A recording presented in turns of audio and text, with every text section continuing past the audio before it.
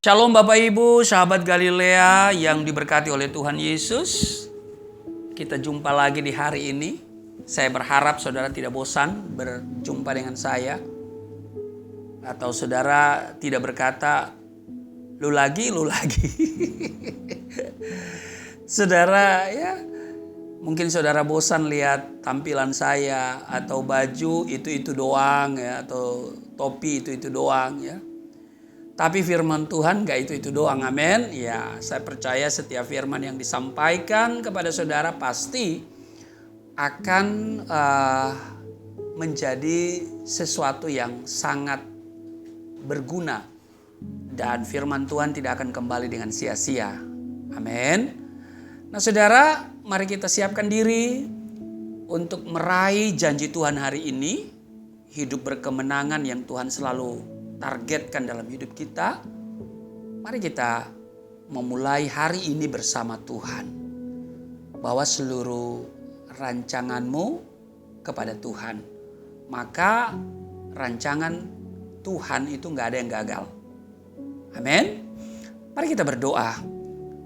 Bapa yang Rahman dan Rahim, pencipta langit dan bumi dan dengan segala isinya, yang tidak pernah membiarkan meninggalkan perbuatan tangannya. Dikuduskanlah namamu, datanglah kerajaanmu, jadilah kehendakmu di bumi seperti di surga. Kami bersyukur hari ini kami boleh ada sebagaimana kami berada. Dan kami tidak pernah bosan dengan firman Tuhan.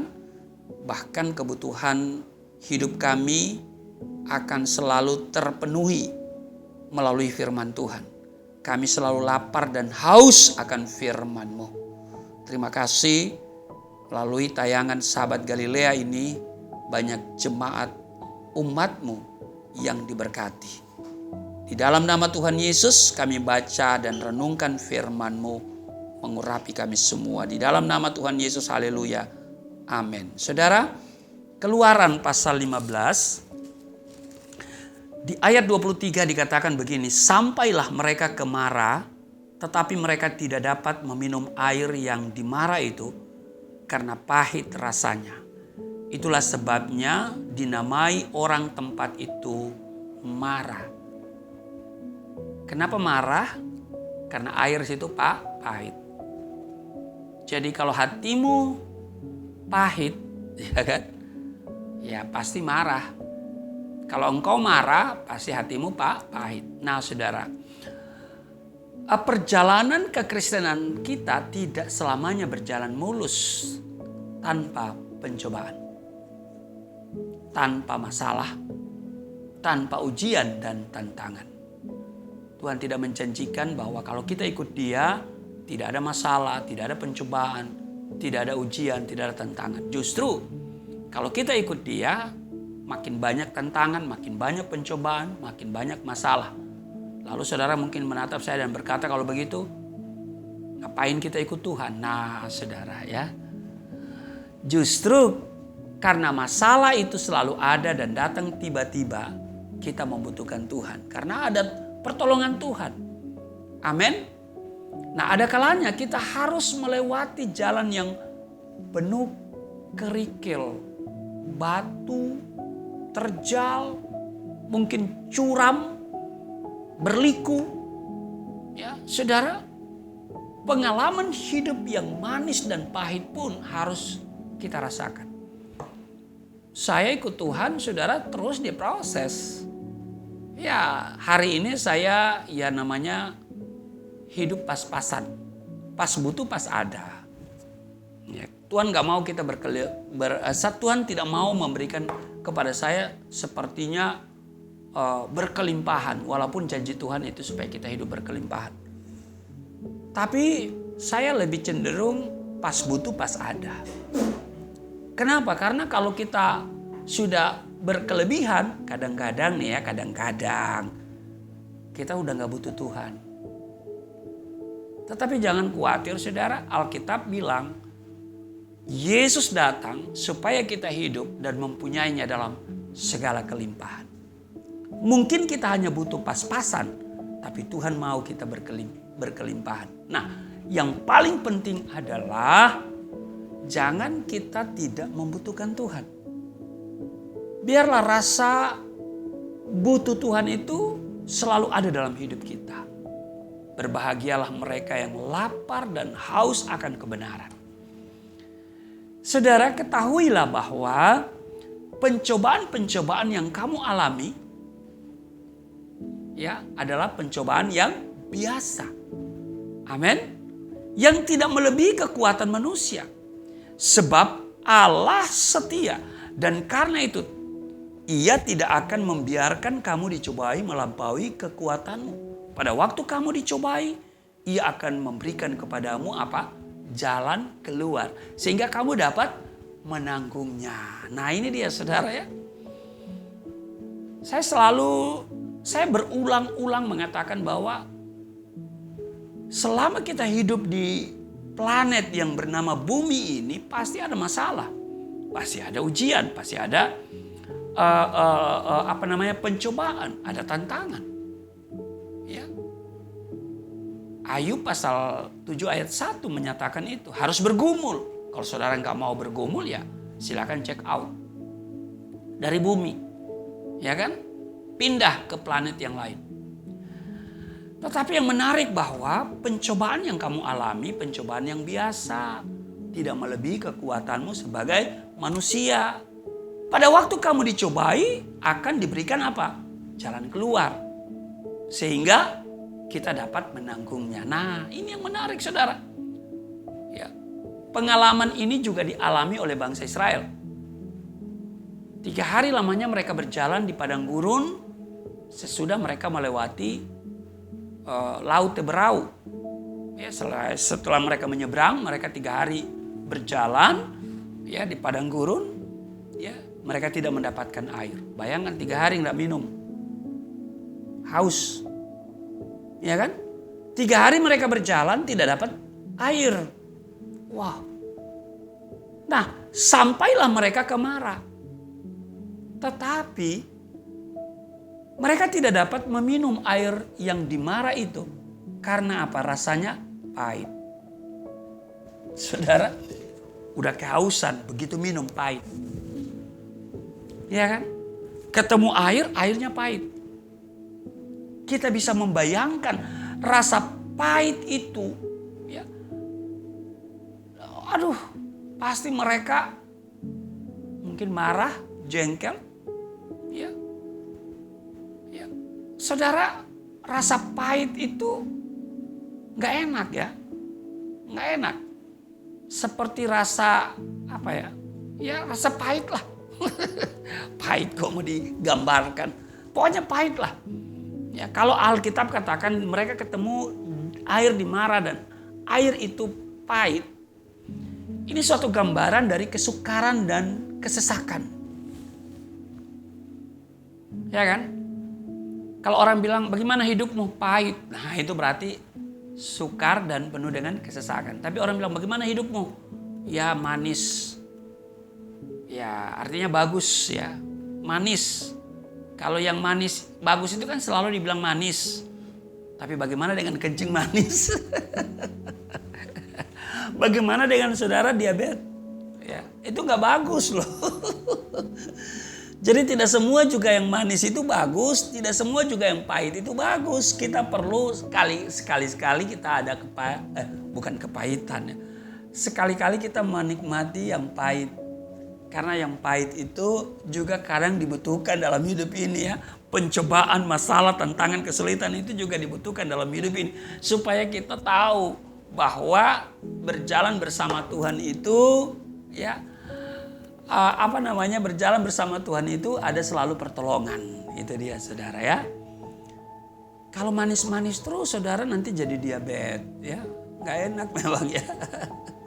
Saya itu suka makan yang pahit. Misalnya apa? Daun pepaya itu pahit.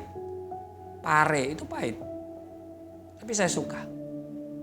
Kenapa? Karena hidup saya terlalu manis. Bukan terlalu manis, nanti kencing manis. Nah repot lagi saudara ya. Jadi ada keseimbangan. Nah saudara ya. Jadi kalau dikatakan ketemu dengan air yang pahit. Itu adalah gambaran dari kesukaran dan kesesakan. Nah Bagaimana dengan sikap kita tatkala kita dihadapkan pada yang pahit? Tetapkah kita bisa mengucap syukur atau berlaku seperti bangsa Israel yang berhenti ya untuk apa ya? Yang maksud saya yang tidak pernah berhenti bersungut-sungut. Yang tidak pernah berhenti untuk ngedumel ya. Dengan berkata, apakah yang akan kami minum? Misalnya kalau saudara baca di Keluaran pasal 15 ayat 24. Ketemu dengan air yang pahit, mereka bersungut.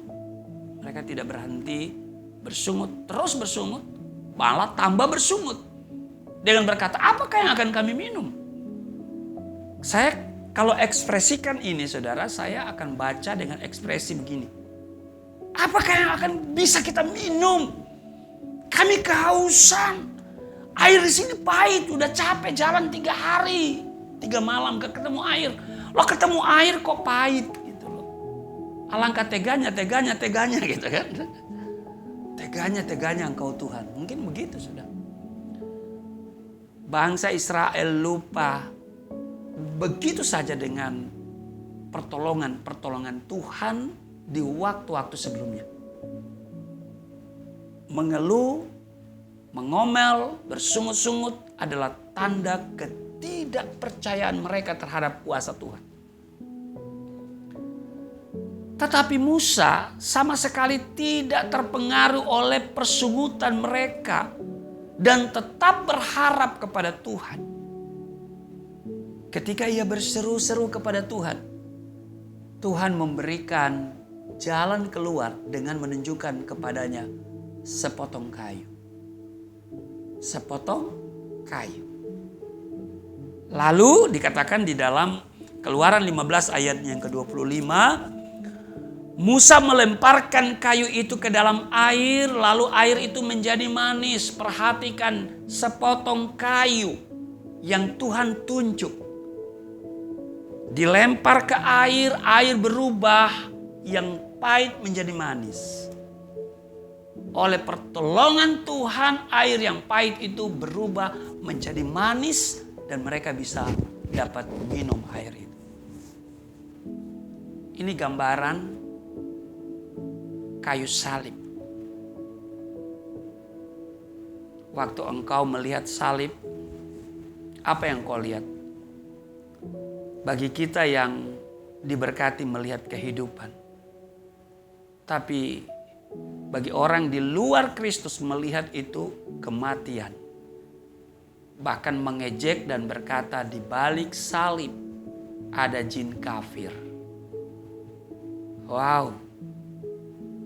Alkitab mengatakan orang yang akan binasa ketika mendengar pemberitaan tentang salib, mereka anggap sebuah kebodohan.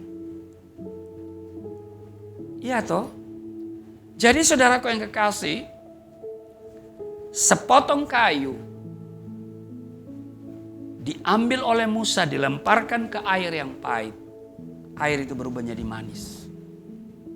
Hidupmu yang pahit, kalau engkau menerima Yesus Kristus yang mati di kayu salib, hidupmu akan berubah. Amin. Asal kita percaya kepada Tuhan dengan tidak pernah ragu. Ada perkara yang ajaib. Amin. Ada pertolongan-pertolongan Tuhan. Bahwa tidak ada perkara yang mustahil dan perkara yang besar pasti terjadi. Karena Dia Maha Kuasa. Jadi saya mau tegaskan pagi hari ini. Bersama Tuhan Yesus, yang pahit menjadi manis. Mungkin hari-hari hidupmu di masa lalu penuh dengan kepahitan.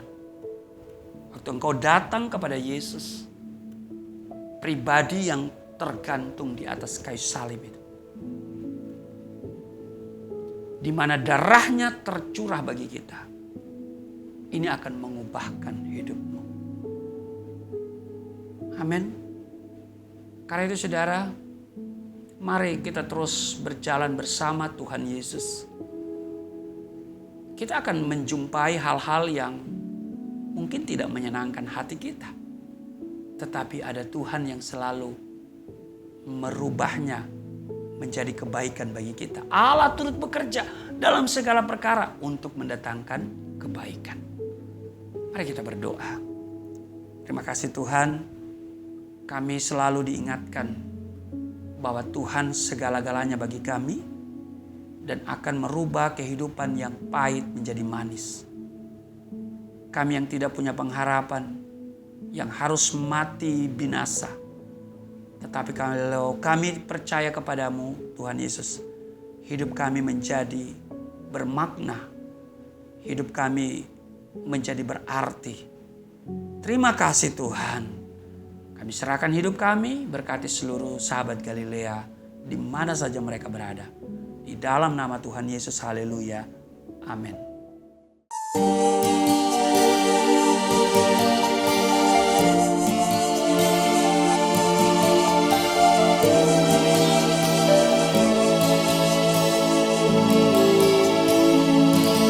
Bapa kami yang di surga, dimuliakanlah nama-Mu. Datanglah kerajaan, jadilah kehendak-Mu di bumi seperti di surga.